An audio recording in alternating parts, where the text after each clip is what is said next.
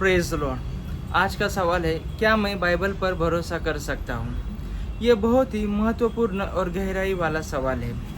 इस सवाल का जवाब ढूंढने के लिए हमें कुछ जो पुराने पुरातात्विक खोजें हैं उनको देखना पड़ेगा, कुछ एविडेंस देखने पड़ेंगे। तो चलिए हम चलते हैं अपने सवाल की ओर, क्या मैं बाइबल के ऊपर भरोसा कर सकता हूँ? तो उसमें सबसे पहली चीज़ आती है बाइबल की ऐतिहासिक विश्वसनीयता। प्राचीन पांडुलिपियाँ मैन्युस्क्रिप्ट बाइबल के पास हजारों पांडुलिपियाँ मौजूद है, विशेषकर नए नियम की।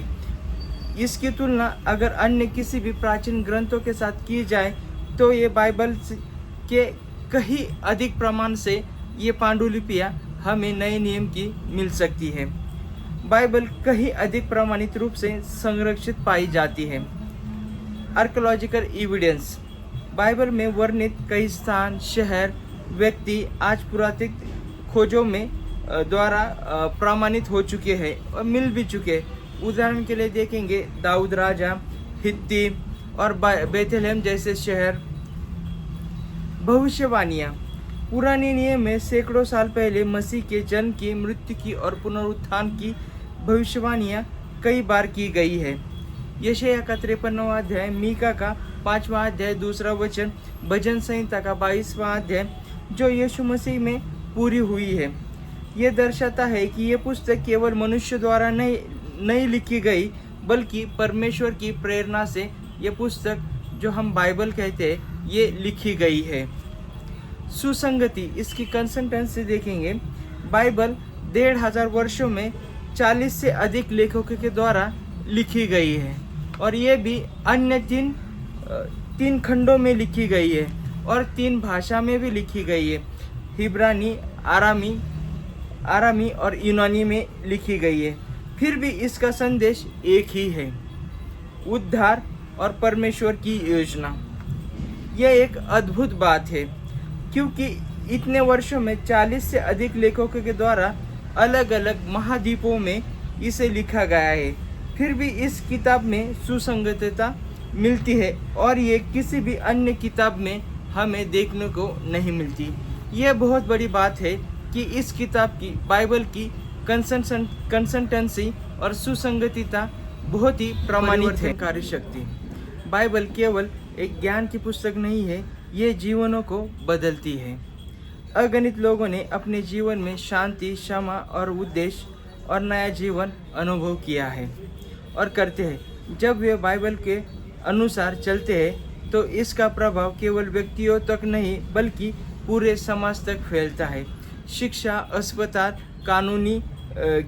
कानून की नैतिकता आदि में इसका प्रभाव हमें देखने को मिलता है। Spiritual evidence. जब कोई व्यक्ति सच्चे मन से बाइबल पढ़ता है तो परमेश्वर की आत्मा उसे समझ और विश्वास प्रदान करती है। पहली कुरिन्थियों की पत्री 2 अध्याय और वचन 14। यीशु मसीह ने कहा, मेरे वचन आत्मा और जीवन है। यूहन्ना की पत्री 6 अध्याय और वचन 63। बाइबल स्वयं कहती है, बाइबल का स्वयं का दावा। बाइबल स्वयं कहती है कि बाइबल के अंदर लिखी हुई हर एक बात परमेश्वर की प्रेरणा से लिखी गई है। शिक्षादायक और दोष दिखाने के लिए, सुधारने के लिए और धर्म में प्रशिक्षित करने के लिए ये सब बाइबल की बातें लाभदायक है। 2 तीमुथियुस की पत्री 3 अध्याय और वचन 16। बाइबल का नैतिक आधार और जीवन। बाइबल में न केवल धार्मिक बातें हैं बल्कि यह जीवन के हर एक पहलू को छूती है। परिवार, समाज, न्याय, प्रेम, क्षमा, दया, अनुशासन और नेतृत्व जैसे विषयों पर बाइबल गहरी शिक्षा देती है। बाइबल का नैतिक मापदंड आज भी दुनिया के अनेक कानूनी और सामाजिक व्यवस्थाओं की नींव है, जैसे झूठ मत बोलना, हत्या मत करना और अपने पड़ोसी से प्रेम करना, दुष्टता और पाप की वास्तविकता उजागर करना। बाइबल मनुष्य की बुराई और पाप को छिपाती नहीं बल्कि उसे स्पष्ट रूप से दिखाती है। यह बताती है कि क्यों दुनिया में पाप है और उसका समाधान क्या है।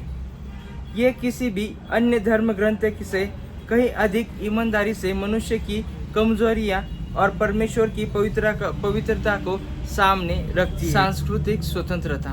बाइबल किसी भी एक जाति, एक धर्म या एक देश के लिए या एक संस्कृति के लिए बनी नहीं है।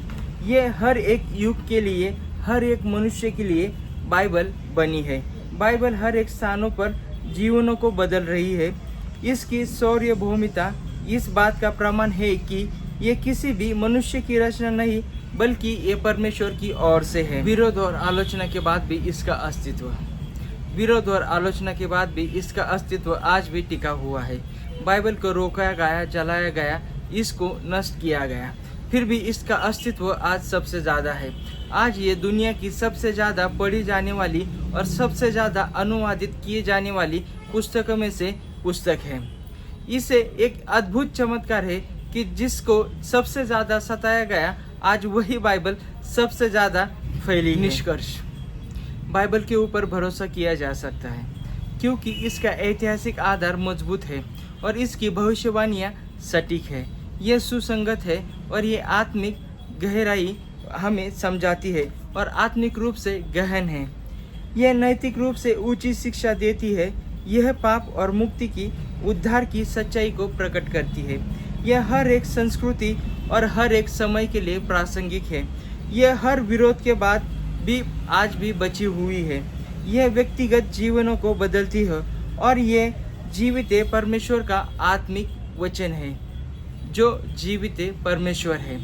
ऐसे ही गहराई वाली वीडियो को अगर आप देखना चाहते हैं तो आप हमारे इस चैनल को लाइक, शेयर और सब्सक्राइब कर सकते हैं। God bless you.